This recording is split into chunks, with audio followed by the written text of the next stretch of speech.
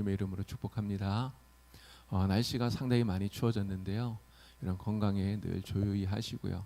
늘 건강하고 또 강건하게 지내셔서 우리 하나님의 은혜 가운데 늘 승리하시는 우리 성도님들이 되기를 간절히 축복합니다. 요즘 코로나 때문에 이렇게 환자들이 많이 생기잖아요. 요즘은 또 초등학생들도 이렇게 환자들이 좀 많이 생기고 그래서 제가 인터넷을 보니까 어떤 초등학교 아이가 이렇게 코로나에 걸려서 입원을 했나 봐요. 그래서 이제 병원에 아이들이 친구들이 방문을 했는데 이렇게 병원에 들어가게 되면 입구에서 방문록을 쓰게 합니다. 그래서 이름 쓰고 뭐 그 체온도 적고 뭐 이러면서 그 환자와 어떤 관계인지 이렇게 환자와의 관계 이런 것들을 적게 되어 있잖아요. 자, 여러분들은 병원 가면 그 환자의 관계 이러면 뭐라고 적으셔요? 뭐 보통 뭐 아내, 뭐 남편, 뭐 이런 식으로 적잖아요. 근데 거기 보니까 이 아이들이 뭐라고 적었냐면 환자와의 관계 거기다가 조음 이렇게 적어놨더라고요. 근데 더 웃긴 거는 어떤 아이는 거기다가 나쁨 이렇게 적었다가 지우고 다시 조음 이렇게 써놨더라고요. 환자와의 관계가 무엇이냐 이렇게 묻는 건데 어떠냐 이렇게 묻는 줄 아이들이 알았나 봐요. 근데 제가 그거 보면서 그런 생각이 들더라고요. 야, 예수님과의 관계 나는 어떤가? 여러분 어떠십니까? 예수님과의 관계 어떠세요? 어떤 관계시죠? 좋음 우리 이렇게 써야 되지 않겠습니까? 날마다 항상 어느 때나 예수님과의 관계가 우리는 좋은 그런 사람들이 되어야 되리라 이렇게 믿습니다. 근데 요즘 코로나 상황이 점점 더 안 좋아지는 것 같아요. 우리 뭐 위드 코로나 뭐 이렇게 하고 나서 오히려 확진자들이 점점 많이 생기잖아요. 뭐 그러다 보니까 요즘 막 4천 명도 넘는데 오늘 뉴스 보니까 5천 명이 넘었더라고요. 야, 이게 진짜 심각하다 막 이런 생각도 들고요. 근데 보니까 한 주간 동안 사망자가 무려 120명까지 급증하는 이런 일들이 지금 막 이렇게 벌어지고 있더라고요. 그래서 굉장히 좀 걱정도 되고 그런데 요즘 또 새로운 바이러스가 또 나왔잖아요. 오미크론인가요? 근데 이 바이러스가 뭐 전파력이 훨씬 더 강하다고 뭐 5배, 6배 더 강하다 막 이런 이야기도 있고요. 또 심지어는 우리 백신 다 맞았는데 이 백신이 무력화될 수도 있다. 막 이런 이야기도 나오니까 정말 우리의 근심이 더 커지는 것 같아요. 지금 뭐 세계 여러 나라들이 다른 나라에서 들어오지 못하게 뭐 이렇게 나라를 차단하고 막 이런 일들이 지금 벌어지고 있지 않습니까? 근데 벌써 2년 동안이나 우리에게서 이렇게 계속되고 있는 이 코로나 상황이 마치 이 골리앗과 같은 그런 거대한 적과 같이 느껴진다고 하는 것이죠. 도대체 언제나 이 코로나 상황이 끝나서 우리가 예전처럼 그렇게 정상적인 생활을 할 수 있을까 이런 생각도 하게 되고요. 오늘 이제 골리앗 이야기를 여러분들과 같이 지금 하려고 그러는데 사실은 이 골리앗 이야기를 예전에 한번 했었어요. 여러분 혹시 기억하십니까? 이게 준비하면서 사실 저도 그런 생각이 들었어요. 야, 이거 골리앗 내가 했었나? 막 이런 생각이 들 정도로. 근데 아마 여러분들 기억하시는 분도 있으리라 생각이 됩니다. 그때 골리앗 이야기를 하면서 무슨 이야기를 했냐면 골리앗이란 큰 어려움을 우리가 만날 때 그 어려움들을 우리가 걸림돌로 생각하지 말고 신앙의 디딤돌로 삼아서 헤쳐나가자 이런 이야기를 여러분들에게 드렸었어요. 기억을 하실 거라고 생각이 됩니다. 근데 이제 오늘 다시 한번 우리가 골리앗 이야기를 하는 거 여러분들이 이 골리앗 이야기를 드리는 것은 지금 이 골리앗과 같은 이런 코로나 상황 사실 이 코로나뿐만이 아니라 우리가 당하고 있는 여러 가지 어려움들 여러 가지 뭐 위기들 이런 것들이 많은데 그러한 것들을 우리가 두려워하지 말고 정말 믿음으로 담대하게 이겨나갔으면 좋겠다 이런 마음이 들어서 다시 한번 여러분들에게 이야기를 드립니다. 여러분 우리가 믿음으로 나가면 믿음의 사람들에게는 이 골리앗이 아니라 사실 골리앗보다 더 큰 어려움이 있어도 문제가 있어도 문제가 되지 않아요. 우리는 이것을 반드시 이길 수 있습니다. 왜 그렇죠? 하나님께서 우리에게 예수를 믿는 하나님을 믿는 우리에게 최후의 승리를 약속해 주셨기 때문에 그래요. 여러분 믿으시죠? 하나님이 우리에게 최후의 승리 반드시 이기고 승리할 것을 약속해 주셨어요. 우리는 이러한 믿음을 가지고 코로나도 이기고 또 우리에게 어떠한 어려움이 있다면 그 어려움도 이겨낼 수 있는 그러한 담대한 믿음의 사람들 승리하는 우리 성도님들 되기를 우리 주님의 이름으로 축복합니다. 자, 골리앗. 이 골리앗의 이름의 뜻이 유랑자, 또 방랑자 이런 뜻이에요. 유랑자, 방랑자. 여러분, 이 골리앗의 이름의 뜻을 제가 이렇게 보면서 야, 진짜 하나님을 모르는 사람, 하나님 없는 사람, 하나님 대적하는 사람이 바로 이런 이름의 뜻이겠구나, 이런 생각이 들었어요. 여러분, 하나님이 무엇입니까? 우리가 돌아가야 할 영원한 본향이에요. 우리가 돌아가야 할 본향인데 그 본향이 없는 사람, 오히려 하나님을 대적하는 사람, 여러분, 그렇기 때문에 그 인생은 유랑자가 되고요. 그리고 그 인생은 방랑자가 될 수밖에 없다라고 하는 것이죠. 아무리 힘이 있고 아무리 대단해 보여도요, 여러분, 방랑자, 유랑자 이런 인생은 그냥 불쌍한 인생일 뿐인 거예요. 골리앗이 아무리 힘이 있어도 아무리 대단해도 골리앗은 하나님 앞에서 불쌍한 인생일 뿐이다라는 것을 우리는 기억해야 한다는 것이죠. 자, 이 골리앗은요, 가드 출신의 또 아낙 자손입니다. 가드. 블레셋이 가지고 있었던 큰 도시 5개가 있어요. 이 블레셋은 큰 도시 5개로 이렇게 이루어져 있는 이러한 곳인데, 아스돗, 또 아스글론, 가드, 가사, 에그론, 이 5개 도시가 이 블레셋에는 굉장히 유명합니다. 이 5개 도시에 얽힌 사건 하나가 사무엘상 5장에 나와요. 바로 법궤하고 관련되어진 사건이죠. 이스라엘이 블레셋과 전쟁을 하면서 전쟁이 졌어요. 그래서 법궤를 빼앗기지 않습니까? 여러분, 법궤가 얼마나 중요한 거예요. 하나님께서 이스라엘 백성들에게 성막을 만들라고 하시면서 지성소 안에 두는 법궤, 하나님이 임재하시는 자리, 거기가 바로 법궤잖아요. 근데 이 법궤를 빼앗기고 만 거예요. 이스라엘에게서 이 법궤를 빼앗은 이 블레셋이 이 법궤를 어떻게 합니까? 바로 아스돗이라고 하는 자신들의 도시로 가지고 갔어요. 근데 가지고 가서 자기들이 섬기는 신인 다곤 신전에 이 법궤를 두었는데, 여러분, 무슨 일이 일어났습니까? 다음날 아침에 일어나서 가보니 그 법궤를 두었던 다곤 신전에 그 다곤 신상이 앞으로 푹 넘어져 있는 거예요. 넘어지기만 한 것이 아니라 모가지가 부러지고 다리가 부러지고, 이게 다곤 신이 완전히 박살이 나버린 거죠. 근데 그런 일만 있었던 것이 아니라 이 아스돗에 종기 재앙이 일어나요. 그래서 많은 사람들이 종기에 걸리면서 질병으로 인해서 죽어가는 이런 일들이 벌어지죠. 그래서 그 다음에 이 아스돗에서 가드라고 하는 곳으로 이 법궤를 옮겨요. 이 가드가 바로 오늘 우리가 이야기하는 골리앗의 출신지예요. 이 가드로 옮겨갔더니 가드에서 무슨 일이 벌어집니까? 역시 종기 재앙이 일어났어요. 그래서 많은 사람들이 종기에 걸려서 막 난리가 납니다. 그랬더니 막 여기 두면 안 된다 막 이래서 그 다음에 에그론으로 이 법궤를 옮겨가죠. 그랬더니 에그론도 역시 막 종기 때문에 난리가 나요. 그래서 사람들이 야, 도대체 안 되겠다. 그래서 결국 7달 만에 이 하나님의 법궤를 이 블레셋 사람들이 다시 이스라엘로 돌려주는 이런 사건들이 있었던 것이죠. 바로 그 사건 가운데 이 가드라고 하는 곳이 나오잖아요. 근데 이 가드는 거인 족속인 아낙 자손이 살고 있는 곳이다. 성경이 이렇게 이야기를 해요. 아낙 자손. 여러분, 이 아낙 자손은 성경에 보면 네피림의 후예라고 이야기를 합니다. 이 네피림이 창세기 6장 4절에 나오죠. 창세기 6장 4절을 보면 네피림에 대한 이야기를 하면서 이 네피림은 하나님의 아들들이 사람의 딸들에게 들어와서 결혼해서 자식을 낳았는데 그게 네피림이다 이렇게 얘기를 해요.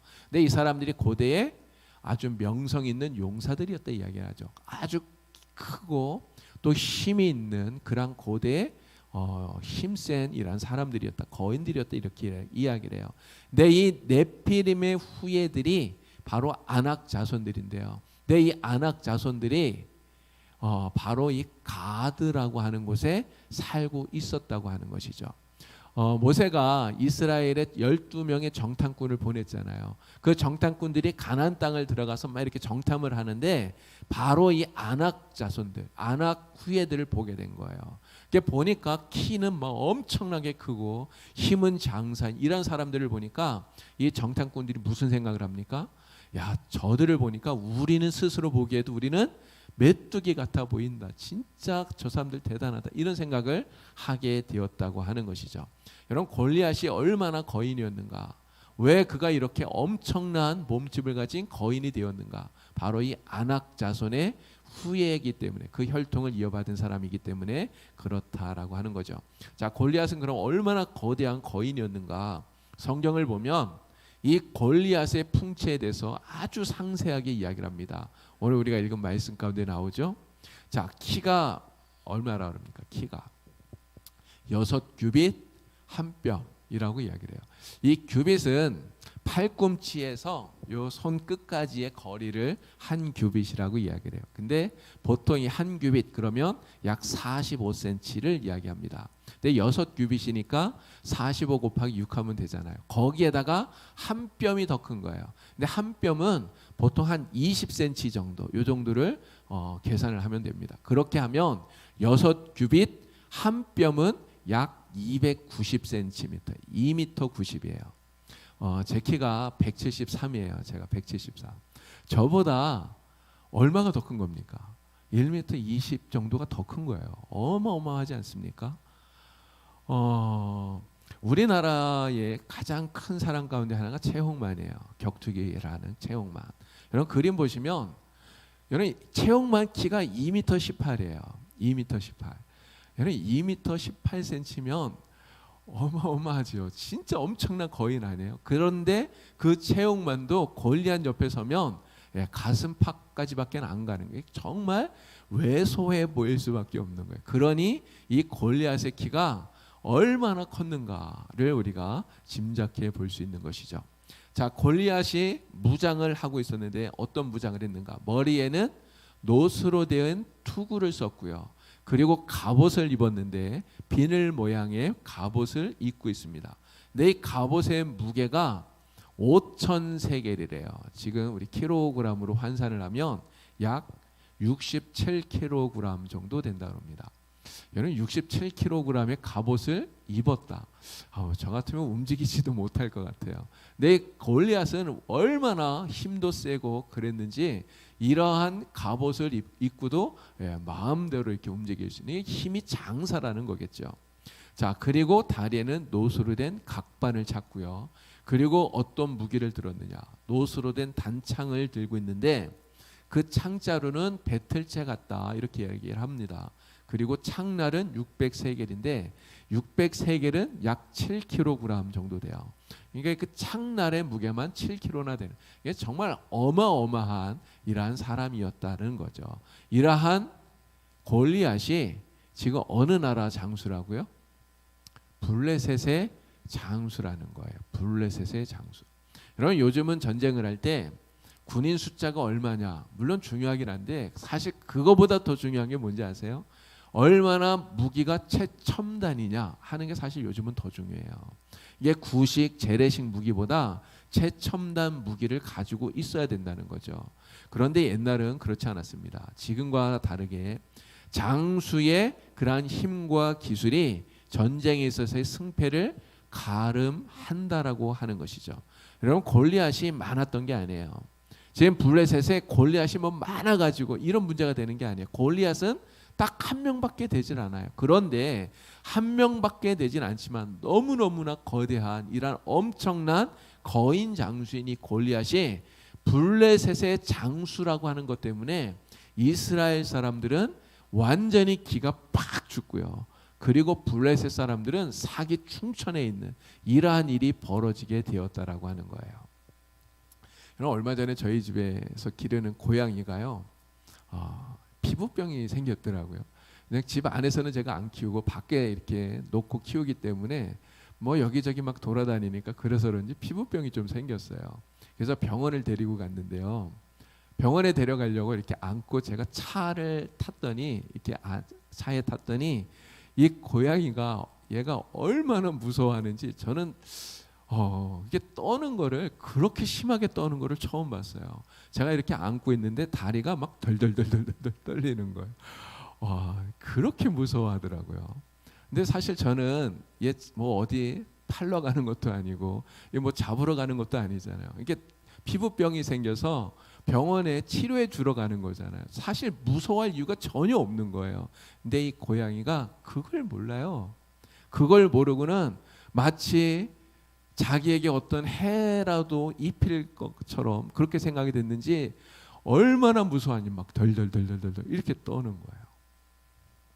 이스라엘 지금 군대가 바로 그렇다라고 하는 거예요. 여러분, 골리앗이 나와서 이스라엘 군대에게 그렇게 이야기합니다. 야, 너희들 가운데 한 명 나와라. 나와서 나하고 한번 붙어보자. 그래서 만약에 너희가 이기면 블레셋 사람이 너희의 종이 되고 내가 이기면 너희가 우리의 종이 되는 거야. 이렇게 막 이야기를 해요. 내가 한 번만 얘기한 게 아니에요. 무려 40일 동안을 이스라엘 백성들 앞에 나와서 하나님을 모욕하고 하나님의 군대를 모욕하고 있는 거예요. 근데 이 이야기를 듣는, 골리앗의 이 이야기를 듣는 이스라엘 백성들이 지금 어떻게 하느냐? 정말 고양이 앞에 생쥐처럼 사시나무 떨듯이 벌벌벌벌벌 떨고 있다는 거죠. 여러분, 하나님이 이 이스라엘 사람들을 볼 때, 그들을 볼 때, 이렇게 벌벌 떠는 그들을 볼 때 여러분, 하나님 무슨 생각하셨을까요? 정말 무서워하지도 않아도 될 이 골리앗을 보면서 두려워하고 무서워하는 그들을 보면서 하나님 마음속에 야, 진짜 웃긴다 아마 이런 생각이 드셨을지 몰라요. 한편으로는 그렇게 두려워하는 이스라엘 백성들이 정말 불쌍하다, 가엾다, 안타깝다, 하나님이 이렇게 생각이 드셨을 것 같아요. 그런데 이스라엘 사람들의 입장에서 보면 여러분, 무서워할 수밖에 없어요. 얼마나 두렵겠습니까? 골리앗의 이 겉모습만 보면 정말 두려워할 수밖에 없어요. 정말 천하에 아무도 당할 수 없는 천하 무적이기 때문에 그렇다는 것이죠. 안악자손을 보고 이스라엘 백성들이 우리는 메뚜기 같다 이렇게 생각했다 그랬잖아요. 이스라엘 백성들이 지금 골리앗을 보면서 야, 진짜 우리가 그렇다, 진짜 메뚜기 같다, 희말이 하나도 없다, 우리는 질 수밖에 없다 이렇게 생각할 수밖에 없었다는 거죠. 자, 그런데 이스라엘 백성들이 진짜 골리앗 앞에서 이렇게 두려워하고 떨게 된 진짜 이유가 무엇이냐를 우리는 생각해야 됩니다. 물론 골리앗이 대단해요. 그러나 진짜 이스라엘 백성들이 이 골리앗 앞에서 두려워 떨 수밖에 없었던 이유, 그것은 그들의 신앙이 나약해졌기 때문이라고 하는 거예요. 나약해졌기 때문에. 여러분, 이스라엘 백성이 어떤 사람들입니까? 하나님의 기적을 본 사람들이에요. 하나님의 놀라운 기적을 체험한 사람들이에요. 여러분, 이스라엘이 애굽에서 출애굽할 때 어떤 일이 있었습니까? 애굽 군대가 쫓아왔잖아요. 그 애굽 군대를 하나님 어떻게 하셨죠? 홍해에다가 다 쳐박아서 다 몰살시킨 게 하나님이에요. 여러분, 사사시대에 어떤 일이 있었습니까? 미디안이 쳐들어왔을 때 기드온 단지 300명의 군사를 이끌고 나가서 그 미디안 군대를 완전히 다 부서뜨렸어요. 여러분, 그 일을 누가 하셨습니까? 하나님이 하셨잖아요. 이스라엘 백성들은 하나님께서 그렇게 전쟁 가운데 승리하게 하시는 것을 자기들의 두 눈으로 보고 체험했던 사람들이에요. 그런데 그 신앙이 이제는 약해졌다는 거죠. 그 신앙이 나약해졌다고 하는 거예요. 여러분, 이스라엘 백성들은 아무리 강한 적이 와도 정말 그들을 두려워할 이유가 없어요. 왜 그렇습니까? 하나님의 백성이기 때문에 그렇잖아요. 하나님이 그들을 지켜주시니까. 그런데 믿음이 약해지고 믿음이 연약해지고 믿음이 나약해지니까 하나님이 보이질 않는 거예요. 하나님이 안 보여요. 여러분, 하나님이 안 보이니까 무엇만 보게 됩니까? 그냥 눈앞에 있는 거대한 적인 골리앗만 보이는 거예요. 골리앗만 보이니까 그러니까 두려워지고 그러니까 겁이 나고요. 그러니까 그 앞에서 정말 생쥐처럼, 고양이 앞에 있는 생쥐처럼 정말 덜덜덜덜 떨게 되었다라고 하는 것이죠. 여러분, 우리는 이 골리앗만 보면 안 돼요. 골리앗만 보고 그리고 무서워서 떠는 이런 사람이 절대로 되어서는 안 된다는 겁니다. 여러분, 골리앗이 보이지 않는 게 아니에요. 우리가 아무리 믿음이 좋아도 골리앗은 보여요. 골리앗은 우리 앞에 있습니다. 그러나 우리는 골리앗만 보는 것이 아니라 눈을 들어서 하나님을 보는, 신앙의 눈으로 하나님을 보는 사람이 되어야 된다는 거죠. 우리가 하나님을 바라보게 되면 하나님이 우리의 마음속에 담대함을 주십니다. 정말 두려워하지 않는 담대한 마음을 하나님이 우리에게 허락해 주셔요. 그래서 다윗처럼 골리앗과 싸워서 이길 수 있도록 하나님이 만들어 주시는 거예요. 믿으십니까? 하나님이 진짜 그런 힘을 우리에게 주셔요. 우리가 이러한 믿음으로 정말 승리할 수 있는, 골리앗보다 더 큰 어려움이 온다 해도 반드시 이기고 승리할 수 있는 그러한 성도가 다 될 수 있기를 우리 주님의 이름으로 축원을 드립니다. 자, 골리앗을 통해서 우리가 배우는 신앙의 교훈들이 있어요. 두 가지를 여러분들에게 말씀을 드리려고 합니다. 자, 첫 번째, 여러분 한번 따라해 보시기 바랍니다. 영적으로 침체된 성도는 사탄에게 공격의 대상이 된다. 영적으로 침체가 되면 사탄이 공격하는 대상이 된다라고 하는 거예요. 이거 우리 명심해야 됩니다. 이 블레셋은요, 사사 시대로부터 이 이스라엘의 가장 강력한 적이었어요. 삼손이 사사가 될 때 블레셋이 이스라엘을 다스리고 있었는데, 압제를 하고 있었는데 그 기간이 무려 40년이나 됩니다. 이게 40년 동안 블레셋의 압제를 당했어요. 여러분, 블레셋에게 압제를 당했다는 그 말은 이스라엘이 블레셋을 이길 수 있는 힘이 없었다는 거예요. 이런 힘이 있으면 압제를 당하겠습니까? 이게 힘이 없고 약하니까 그런 압제를 당하는 거죠. 이게 블레셋은 이스라엘보다 더 강한 힘을 가지고, 그리고 이 이스라엘을 누르고 압제하고 이렇게 했다는 거죠. 자, 그런데 사무엘이 이스라엘의 지도자가 되면서부터 상황이 좀 역전이 되었어요. 사무엘이 이스라엘의 지도자가 된 이후에 두 번의 큰 전쟁이 있었어요. 첫 번째 전쟁은 바로 미스바 전쟁입니다. 이 미스바 전쟁이 사무엘 7장에 나와요. 네, 이 사무엘 7장에 나오는 이 전쟁, 사무엘상 7장 10절에서 11절까지 말씀을 보면 이런 이야기가 나옵니다. 사무엘이 번제를 드리는데 블레셋 사람들이 이제 전쟁을 하러 막 이렇게 오잖아요. 그런데 하나님께서 역사하신 거예요. 우레를 바라셔서 블레셋 사람들을 어지럽게 하시고 이스라엘 앞에서 패하게 만드셨다는 거죠. 여러분, 이 전쟁을 지금 누가 합니까? 사실 이스라엘 백성들이 하는 게 아니고요, 하나님이 싸우고 계신 거예요. 하나님이 다 이겨놓은 거를 이스라엘 사람들은 막 뒤에 가서 막 이렇게 무찌르는 거죠. 하나님이 다 무찌르는데 뒤에 가서 막 이렇게 흉내만 내는 거예요. 그렇게 해도 이스라엘은 완전히 대승을 거두는 거죠. 블레셋에게 많은 성들을 빼앗겼었는데 이 미디안 전쟁에서 이렇게 승리함으로써 이스라엘이 그 성들 빼앗겼던 것들을 다시 다 되찾게 되었다는 거예요. 이렇게 첫 번째 큰 승리가 있었고요. 두 번째 승리는 사무엘상 13장 14장에 나오는 믹마스 전쟁이에요. 믹마스에서 이런 전쟁이 있었어요. 자, 사무엘상 14장 14절 15절을 보면 요나단이라는 사람이 나옵니다. 여러분, 요나단이 누구죠? 사울 왕의 아들이에요. 근데 이 요나단이 정말 용맹하게 자기 그 무기를 든 그 사람하고 둘이 같이 블레셋 군대에 들어가서 그 먼저 이렇게 전쟁을 시작을 해요. 그러면서 그들을 물리친 이야기가 바로 이 말씀 가운데 나오는 거죠. 바로 이 요나단의 활약을 통해서 하나님께서 이스라엘이 블레셋을 이기고 승리할 수 있도록 만들어 주셨던 전쟁이 바로 이 믹마스 전쟁이에요. 이렇게 연이어서 두 번의 전쟁을 통해서 이스라엘이 블레셋을 완전히 대파를 시켰어요. 여러분, 그러면 블레셋이 전쟁에서 두 번이나 졌으면 이 힘을 잃고 좀 안 쳐들어올 것 같잖아요. 그런데 사무엘상 17장을 보니까 1절에 블레셋이 다시 군대를 모아서 유다와 싸우려고 쳐들어왔다는 이야기가 나옵니다. 그래서 에베스 담밈에 이 블레셋 군대가 진을 쳤다, 이렇게 이야기를 해요. 이게 세 번째 전쟁이, 큰 전쟁이 또 일어나게 된 거예요. 여러분, 그런데 우리가 여기서 주목할 것이 있습니다. 무엇을 주목해야 되느냐? 블레셋이 이스라엘을 쳐들어온 시점이 언젠가에 우리가 주목해야 된다고 하는 거예요. 이스라엘을 블레셋이 그렇게 연이어서 참패를 했음에도 불구하고 다시 쳐들어온 그 시점이 언제냐? 바로 사울 왕이 하나님께 불순종하고 교만하게 행하다가 하나님의 징계를 받아서 악령에 시달리고 있던 그런 때라는 것이죠. 자, 사무엘상 16장 14절 말씀을 보니까요, 이렇게 이야기합니다. 여호와의 영이 사울에게서 떠나고.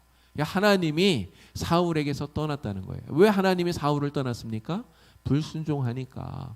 하나님을 사울이 사실은 버린 거예요. 그러니 하나님의 영이 떠나죠. 하나님의 영이 떠나니까 누가 사울을 괴롭힙니까? 악령이 사울을 괴롭혀요. 그래서 악령에 시달려요. 여러분, 이 악령에 시달린다는 이 말이 얼마나 괴로운 거예요. 정말 밤에 잠도 못 자고 평안함도 잃어버리고 밤낮으로 그 정신적인 괴로움을 당하는 거죠. 여러분, 정신적인 괴로움이 크면 그럼 어떻게 됩니까? 이 육신도 여전히 괴로움을 당해요. 그래서 영과 육이 피폐해지는 이러한 일이 이 사울 왕에게 일어나요. 그런데 이 지도자가 이렇게 영과 육이 피폐해지니까 결국 어떻게 될까요? 이 사울 왕을 따르는 이스라엘 백성들 역시 사기가 완전히 땅바닥으로 떨어지게 된 거예요. 이게 사기가 완전히 떨어져서 그래서 왕도 백성도 다 같이 약해져 있는 때가 바로 요 때였다는 거죠. 여러분, 블레셋에게는 절호의 기회 아닙니까? 이스라엘의 적인 블레셋이 이스라엘을 다시 쳐야 되는데 이스라엘이 지금 막 힘도 있고 강하고 능력 있고 막 이럴 때 기세 등등할 때 그때 블레셋이 이스라엘을 치면 블레셋이 이스라엘을 이길 수 있을까요? 이길 수 없잖아요. 그럼 언제 이스라엘을 공격해야 됩니까? 약할 때, 힘이 빠졌을 때, 사기가 뚝 떨어졌을 때, 그럴 때를 노려서 이스라엘을 공격해야 되는 거예요. 그러면 블레셋이 이기겠죠. 상대가 약해졌을 때 공격을 하면 쉽게 이길 수 있다는 거, 여러분 이건 삼척동자도 다 아는 사실이잖아요. 바로 블레셋이 그러한 때를 노려서 지금 이스라엘을 공격하고 있다라는 거죠. 여러분, 그런데 우리의 영적인 전쟁에 있어서도 이것이 똑같이 적용이 되고 있다는 거예요. 그래서 사탄은 우리 성도들을 공격합니다. 하나님을 믿는 믿음의 사람들을 사탄이 공격해요. 사탄이 우리를 공격해서 넘어뜨리려고 그래요. 근데 사탄이 함부로 아무 때나 우리를 공격할까요? 그렇지 않아요. 여러분, 우리가 정말 성령 충만하고 정말 성령 충만해서 막 활활 불타오르고 믿음이 막 여러분, 그럴 때 사탄이 우리 공격하면 여러분, 게임이 되겠습니까? 우리가 그 사탄의 공격에 쉽게 질까요? 그렇지 않겠죠. 사탄도 그럴 때 우리를 공격하는 게 아니라 틈을 본다는 거예요. 그럼 어떤 틈을 볼까요? 우리가 약해질 때, 우리가 힘이 없어질 때 그런 틈을 노린다는 거예요. 그런데 우리가 가장 약해지고 그래서 넘어질 수 있는 그러한 틈이 가장 크게 벌어지는 그때가 언제냐? 바로 영적인 침체에 빠질 때라는 것이죠. 영적인 슬럼프에 빠졌을 때, 그때가 우리가 가장 약한 때고요. 그런 때를 사탄은 그 기회를 놓치지 않고 우리를 공격한다라고 하는 거예요. 여러분, 이 코로나 상황이 장기화되면서 사실 진짜 많은 성도들이 영적인 침체에 빠져 있는 것 같아요. 영적인 슬럼프에 빠졌다는 거죠. 여러분, 코로나 블루 이런 이야기 하잖아요. 코로나 블루. 우리 믿는 사람, 믿지 않는 사람 전부 다 이 코로나 때문에 우울하대요. 근데 이 우울함이 우리의 영적인 침체까지 만든다고 하는 것이죠. 그래서 많은 사람들이 이러한 영적인 침체, 슬럼프에 빠져요. 그러니까 설교를 들어도 별로 감동이 없고요. 또 찬양도 별로 듣고 싶지도 않고 부르고 싶지도 않은 이러한 생각이 든다는 거죠. 그런 신앙생활이 재미가 없어요. 신앙생활이 재미가 없어요. 그런 신앙생활이 재미가 없으니까 여러분, 기도하고 싶겠습니까? 기도도 잘 안 돼요. 기도도 잘 안 되고 그러다 보니까 성경 읽는 것도 여전히 부담스럽기만 하고 이게 영적인 침체에 빠진 그러한 사람들의 모습이라고 하는 것이죠. 야, 이럴 때 사람들은 이런 이야기합니다. 야, 모든 거 그냥 다 잊어버리고 좀 어디 멀리 좀 떠나고 싶다. 그냥 멀리 한번 좀 떠나보고 싶다. 이런 생각해요. 여러분도 그런 생각 들 때 있지 않습니까? 교회에서 우리가 여러 가지 직분을 맡아서 일을 합니다. 그런데 영적인 침체에 빠지면 어떤 생각이 드냐면 야, 그냥 좀 다 내려놓고 싶다. 이런 생각이 들어요. 다 내려놓고 그냥 좀 편히 그냥 신앙생활 하고 싶다. 이런 생각이 들어요. 영적인 침체에 빠지면, 영적인 슬럼프에 빠지면 그냥 다 내려놓고 좀 편히 쉬고 싶어 이런 생각이 든다는 거죠. 그런데 여러 이런 생각이 들 때 우리는 정말 조심해야 됩니다. 왜 그러냐? 이것은 사탄의 공격 앞에 우리가 무방비로 서는 것과 마찬가지이기 때문이다라고 하는 거예요. 여러분 영적인 침체에 빠져서 우리가 무기력하게 있으면 그러면 사탄은 절대로 그 틈을 놓치지 않습니다. 사탄이 공격한다는 거죠. 여러분 우리가 약할 때 공격받으면 질 수밖에 없어요. 여러분 우리가 약할 때 공격받으면 결국 어떻게 될까요? 믿음도 잃어버리고 결국은 신앙생활도 포기하게 되는 이러한 일들까지 벌어질 수 있다고 하는 거예요.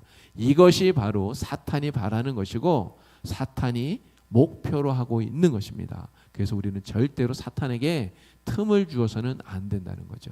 여러분 예수님께서 우리에게 뭐라고 말씀하실까요? 시험에 들지 않도록 깨어서 기도하라 말씀하셨어요. 시험에 들지 않게 깨어서 기도하라. 바울도 이런 이야기를 합니다. 깨어 믿음에 굳게 서서 남자답게 강건하여라. 베드로도 또 이런 이야기를 했어요. 너희 대적 마귀가 우는 사자같이 두루 다니면서 삼킬 자를 찾나니 근신하여라 깨어라 이야기합니다. 여러분 예수님이 하신 말씀, 바울이 한 이야기, 베드로가 한 이야기, 이 말씀들에 공통적으로 들어있는 단어가 있어요. 뭐예요? 깨어 있으라는 거예요. 깨어 있어라. 깨어 있어라. 그리고 기도하라는 거죠. 정말 마귀의 공격에 넘어지지 않도록 깨어서 자신을 잘 근신하고 그렇게 하라고 하는 거죠. 그래서 영적인 침체에 빠지지 않게 정말 우리는 더 분발하는 그런 사람이 되어야 되는 거예요. 이러한 코로나 때문에 영적인 침체가 우리에게 오는 것 같으면 우리는 그럴수록 더 열심히 기도해야 됩니다. 그럴수록 더 열심히 찬양하고 더 열심히 말씀을 읽고 더 열심히 예배 참여하고 그렇게 해서 정말 영적인 침체에 빠지지 않도록 그것을 벗어날 수 있도록 우리가 노력해야 된다고 하는 것이죠. 저는 여러분들이 정말 이러한 영적인 침체에 절대로 빠지지 않는 그런 성도가 다 될 수 있기를 간절히 축원합니다. 여러분 절대로 영적인 침체에 빠지지 마시고 사탄의 공격이 되지 않도록 여러분 더욱더 기도하시고 더 열심히 말씀 가운데 살아가는 그런 성도가 될 수 있기를 바랍니다. 정말 예수님만 생각하면 우리에게 정말 힘이 불끈불끈 솟아나는 그런 성도가 되셔서 영적인 침체 이게 우리에게 무슨 이야기야 여러분 그렇게 말할 수 있는 여러분들이 다 될 수 있기를 우리 주님의 이름으로 축원합니다. 자 골리앗을 통해서 우리가 배우는 또 하나의 교훈 신앙적인 교훈은 무엇이냐 자, 여러분 따라하시기 바랍니다. 따라 보세요. 우리가 신뢰할 대상은 오직 하나님 한 분뿐이다. 우리가 신뢰할 대상 누구라고요? 하나님 한 분뿐이에요. 하나님만 신뢰해야 된다는 것이죠. 믿으십니까? 하나님 외에 다른 것이 우리의 신뢰의 대상이 절대로 될 수가 없어요. 그러니 블레셋 장수인 골리앗은 진짜 천하무적이에요. 그럼 누가 이 골리앗을 당할 수 있겠습니까? 누가 나서서 골리앗과 맞서 싸워서 이길 수 있을까요? 정말 그럴 수 있는 사람이 아무도 없어 보여요.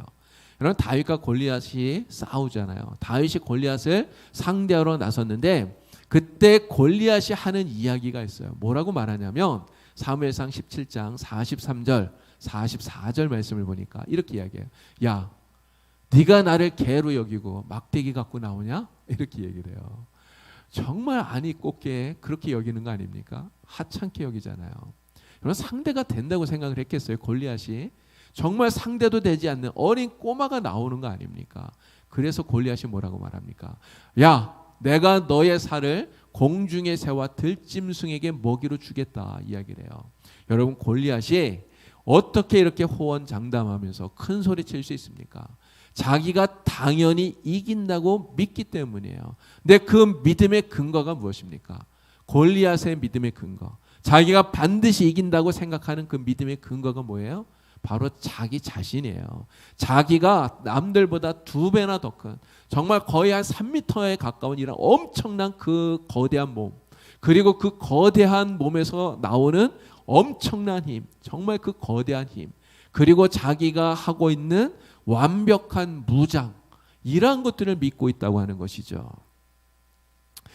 골리앗이 이렇게 자신이 가진 힘과 지혜와 또 경험과 물질, 이러한 세상의 이러한 것들을 의지하고 있는데, 바로 이러한 것들은 이 세상의 헛된 것을 의지하는 이러한 사람들의 대표적인 모습이다, 이렇게 말할 수 있는 것입니다. 그런데 골리앗이 지금 의지하고 있는 건 자신의 그러한 힘과 자신의 능력들, 여러분 이러한 것들이 얼마나 헛된 것인가를 우리는 분명히 알아야 된다는 거예요. 골리앗이 자신이 의지하는 그것 가지고 정말 승리할 수 있었느냐? 그렇지 못하다고 하는 것이죠. 골리앗은 자신을 믿었지만 결국은 비참한 죽음을 당할 수밖에 없었어요. 여러분, 우리가 진짜 믿고 신뢰해야 될 것이 무엇입니까? 나의 힘입니까? 내가 가지고 있는 어떤 능력인가요? 내가 가지고 있는 재물입니까? 아니면 내가 의지하는 어떤 사람인가요? 여러분, 그것은 잠시 우리에게 힘이 될 수 있어요. 그러나 그것이 우리가 의지할 참된 신뢰의 대상은 되지 못한다는 것을 우리는 분명히 알아야 되는 것이죠. 우리가 정말 믿고 신뢰해야 될 것은 오직 하나님 한 분밖에 없습니다. 믿으시죠? 하나님만 믿고 신뢰하는 여러분이 되기를 바랍니다. 여러분, 골리앗과 싸우러 나갔던 다윗, 여러분 다윗이 뭐라고 말합니까? 사무엘상 17장 45절 말씀, 우리 이 말씀은 다 같이 함께 읽어보도록 할게요. 다 같이 읽겠습니다. 다윗이 블레셋 사람에게 이르되 너는 칼과 창과 단창으로 내게 나아오거니와 나는 만군의 여호와의 이름 곧 내가 모욕하는 이스라엘 군대의 하나님의 이름으로 내게 나아가노라. 아멘. 다윗이 지금 뭐라고 말합니까? 나는 내가 모욕하는 이스라엘 군대 하나님의 이름으로 너에게 가노라. 하나님의 이름으로 가노라. 하나님 의지하고 간다는 거예요. 나는 하나님을 믿고 너와 싸우러 간다, 이야기하고 있는 것이죠. 자, 다윗이 또 이렇게 담대하게 외쳐요. 사무엘상 17장 47절 말씀, 이 말씀 우리 다 같이 또 읽겠습니다. 여호와의 구원하심은 칼과 창에 있는 것이 아니라 전쟁은 여호와께 속한 것인즉 그가 너희를 우리 손에 넘기시리라. 아멘. 여러분, 다윗의 이 말 속에, 이 속에 엄청난 고백이 들어있는 거예요. 전쟁은 여호와께 속한 것이다. 전쟁은 여호와께 속한 것이다. 여러분, 다윗과 골리앗의 싸움, 어떻게 보면 어른들 축구팀하고 초등학교 축구팀하고 축구 경기하는 것 같아요. 여러분, 누가 이깁니까? 당연히 어른들이 이길 거라고 생각하잖아요. 어른들은 정말 그 유니폼에 뭐 다 맞춰 있고 그 스파이크 달린 그러한 축구화 신고 이렇게 막 경기를 뛰는데, 요 초등학교 팀 아이들은 그냥 그런 것도 없이 그냥 운동화 신고 막 뛰어요. 여러분, 누가 이 아이들이 이길 거라고 생각하겠어요? 당연히 어른들이 이긴다고 생각하죠. 그러나 전쟁은 여호와께 속한 것이다, 다윗은 이야기합니다. 다윗이 믿는 것은 하나님이에요. 하나님 믿고 의지하고 나아가는 거예요. 여러분, 결과가 어떻게 되었습니까? 다윗이 이겨요. 여러분, 다윗이 힘이 있어서 이기는 게 아니에요. 하나님만 믿고 신뢰하는 다윗에게 하나님께서 자신을 믿고 신뢰하는 골리앗을 이길 수 있도록 하나님이 승리를 주셨기 때문인 줄로 믿습니다.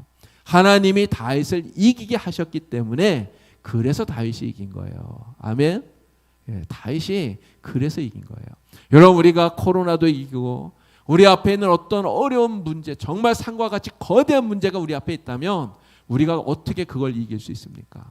내게 능력이 있어서, 내게 힘이 있어서 우리가 그걸 이기고 극복하고 우리가 그렇게 이겨나갈 수 있는 걸까요? 그런 거 아닙니다. 우리가 그것을 이길 수 있도록 하나님이 우리에게 힘 주시고 하나님이 능력 주시기 때문에 우리가 이길 수 있는 줄로 믿습니다. 우린 그 하나님을 믿는 거예요. 하나님을 의지하고 나아가는 거예요.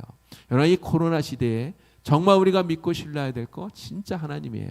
여러분, 백신도 중요하고요. 그리고 치료약도 중요해요. 근데 백신보다 치료약보다 우리가 정말 의지해야 될 거 하나님인 줄로 믿습니다.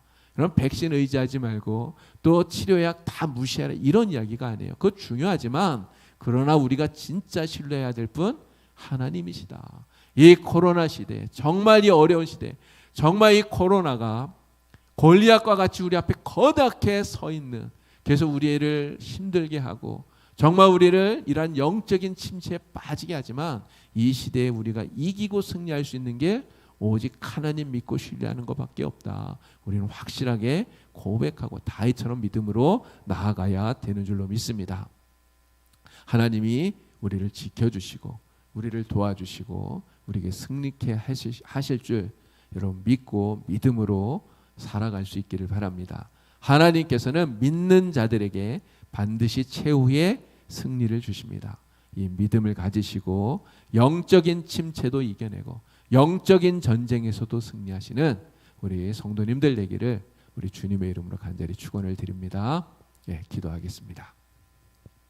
하나님 아버지, 오늘 우리가 살아가는 이 코로나 시대에 정말 코로나도 우리에게 골리앗과 같은 무서운 적이지만 그러나 이 코로나보다도 더 큰 어려운 그러한 시험거리들, 그러한 문제들이 또 우리에게는 있습니다.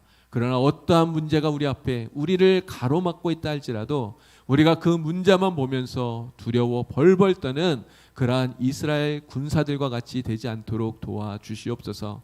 우리는 골리앗만 보는 것이 아니라 우리를 도우시는 하나님, 우리를 붙들어 주시는 하나님, 우리에게 승리를 주시는 하나님을 바라보고 주님의 능력을 힘입고 반드시 이겨낼 수 있도록 주여 인도하여 주시옵소서. 그래서 이 코로나도 이겨내고 그리고 우리에게 닥친 어떠한 어려운 문제도 다 이기고 극복할 수 있는 영적인 침체를 겪는 것이 아니라 날마다 영적인 부흥을 경험하는 우리 모든 성도가 되도록 주님 인도하여 주시옵소서. 예수님의 이름으로 기도드리옵나이다. 아멘.